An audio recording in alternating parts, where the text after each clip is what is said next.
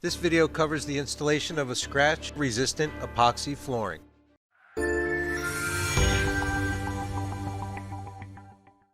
We found this floor in pretty rough condition, but our crew got right to work, and using bush hammers, they created a mechanical profile equivalent to a CSP 4-5. The concrete around all the drains was recessed 1/8 of an inch to allow the new floor to sit flush.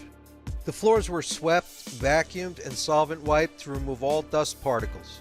Next, we applied Fast Top SL, an 1/8 inch urethane cement slurry. Into that, we broadcast a 40-60 mesh aggregate to rejection.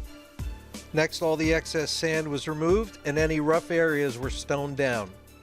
Lastly, we applied the system top coat GP 3746, a chemical and scratch-resistant epoxy coating.